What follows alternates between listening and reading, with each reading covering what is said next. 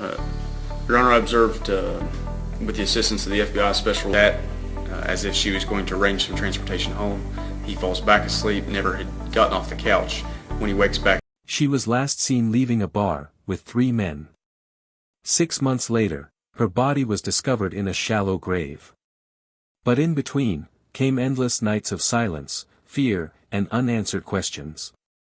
How does a night of celebration turn into a disappearance that haunts an entire state? Who were the men she left with? And why did it take half a year, before the truth finally surfaced? Tonight, we unravel the haunting case of Savannah Spurlock. Before Savannah Spurlock became a name in national headlines, she was a daughter, a friend, and a young mother of 4 beautiful children. Born in Kentucky in 1995, Savannah grew up in a small-town world, one where everyone seemed to know everyone, where life was supposed to be safe, familiar, and predictable.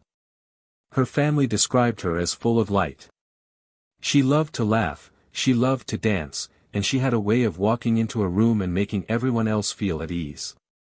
But behind her warmth, Savannah also carried the heavy weight of responsibility. At just 22 years old, she had 4 children depending on her, 2 babies born as twins only a few months before she vanished. She was doing her best to balance the chaos of motherhood with the desire to still feel young, free, and connected to the world outside her home. That tug-of-war between duty and freedom was something many could relate to, and on the night of January 4, 2019, it pulled her out into the city. It was a Friday night. Savannah wanted a break. She wanted to laugh, to dance, and to remember what it felt like to just be 22 again. She went out with friends in Lexington, a bustling college town with music pouring out of bars and neon lights buzzing into the winter sky. What no one could have imagined is that this night, a simple night of fun, would set off a chain of events that would forever alter her family's life.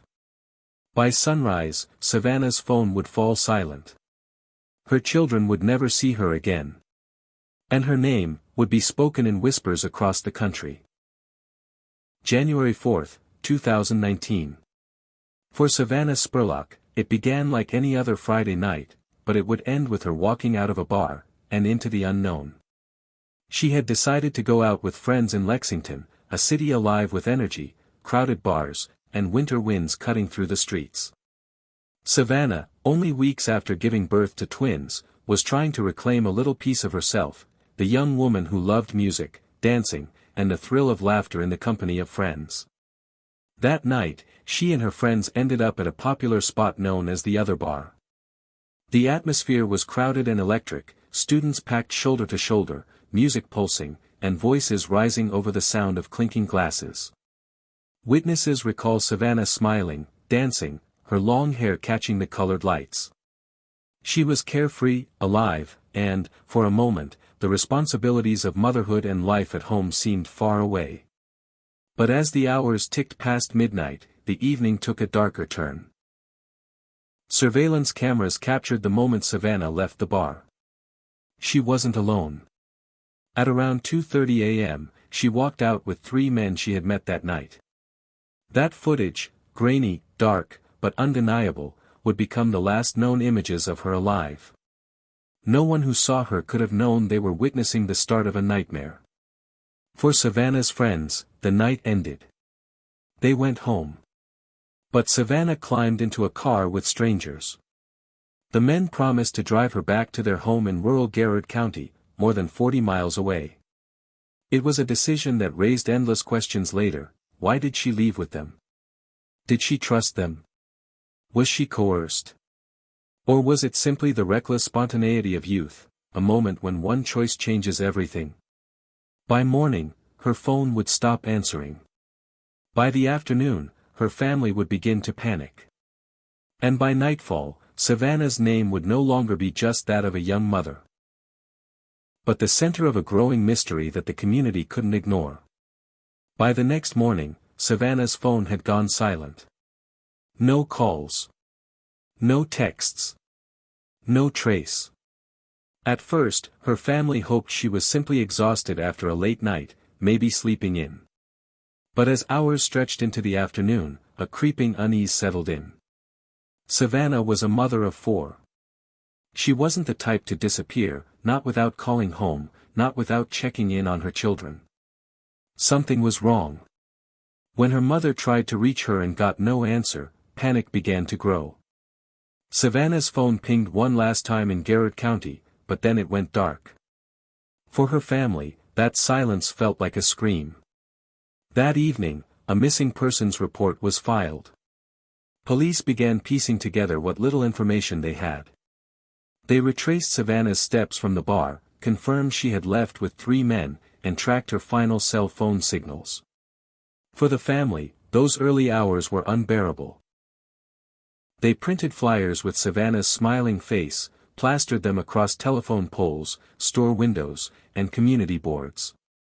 Every phone call that came in brought a rush of hope, only to end in heartbreak when no new information surfaced. Days turned into weeks. The Spurlock family held vigils, their voices cracking as they pleaded for answers. Local media began covering the case, showing her picture on the nightly news, the words "missing" burning at the bottom of the screen. But despite public awareness, the investigation hit roadblocks. The 3 men Savannah left with were questioned. They admitted she had been at a home in Garrard County that night, but each claimed she left on her own. Their stories didn't match. Their timelines wavered. Yet without evidence, police couldn't make an arrest. For Savannah's loved ones, the nightmare was just beginning. Every night, they went to bed wondering where she was. Every morning, they woke up praying she would call. But the silence only grew louder. And with each passing day, the fear that Savannah would never come home became harder to ignore. The first days of Savannah's disappearance stretched into weeks. Then weeks into months. Still, no sign of her. Investigators focused on the 3 men Savannah had been last seen with. They were questioned multiple times. Each admitted she had been at a home in Garrard County that night. But when asked what happened after, their stories wavered. Some claimed she left on foot. Others said she called for a ride. None of it added up. The property where Savannah was last seen became a focal point. Neighbors reported unusual activity that night, voices carrying into the early hours, strange noises in the dark. Search teams descended on the rural area, dogs sniffing through fields, officers combing through barns and sheds, helicopters scanning from above. But despite all efforts, Savannah remained missing. Every search ended in frustration. Every rumor, every tip, turned cold. Meanwhile, social media lit up with speculation. People from all across Kentucky, and far beyond, were sharing her photo, pushing hashtags like #FindSavannah, demanding answers, and questioning why the men she was last seen with walked free. Her family, broken but relentless, spoke at vigils, appeared on local broadcasts, and begged the public for help. Each appearance was filled with raw emotion, a mother's voice trembling, a father's eyes hollow from sleepless nights. They said they would never stop searching. But as spring turned to summer, hope began to fray. The case grew colder with each passing day. And behind the scenes, investigators struggled to find the piece of evidence that could finally break the silence. 6 long months passed with no answers. Then, in July of 2019, a break in the case finally came. A tip led investigators back to Garrard County, the same rural area where Savannah had last been seen alive. They returned to the home of David Sparks, one of the 3 men from that January night. Sparks had already been on their radar, but until now, nothing concrete tied him to Savannah's disappearance. This time, they found what they had been searching for. Behind the home, in a secluded area of the property, investigators uncovered a shallow grave. Buried there, wrapped and hidden beneath the dirt, were the remains of Savannah Spurlock. The discovery sent shockwaves across Kentucky. The hope that Savannah might one day come home alive was shattered in an instant. The Spurlock family's worst nightmare had come true.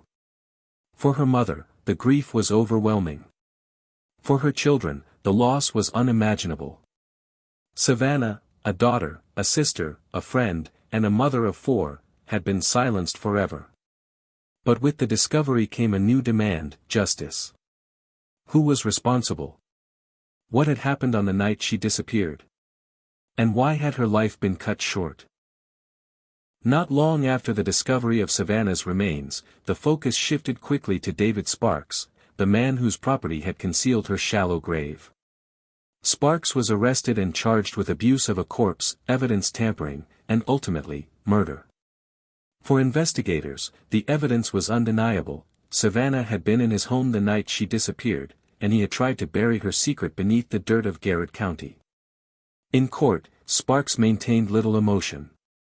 He eventually entered a plea, admitting guilt. To many, the courtroom scenes felt surreal. After months of searching, the man who had hidden Savannah's body finally stood before a judge. For Savannah's family, justice was bittersweet. Yes, her killer was being held accountable, but nothing could bring her back. Her 4 children would grow up without their mother. Her parents would never hear her laughter again. The case left lingering questions. What exactly happened inside that home the night Savannah vanished? Were others involved? And why did it take so long for the truth to come out? The conviction brought closure, but it did not bring peace. Savannah Spurlock's story is not just a true crime case, it is a tragedy written in silence, in shadows, and in grief.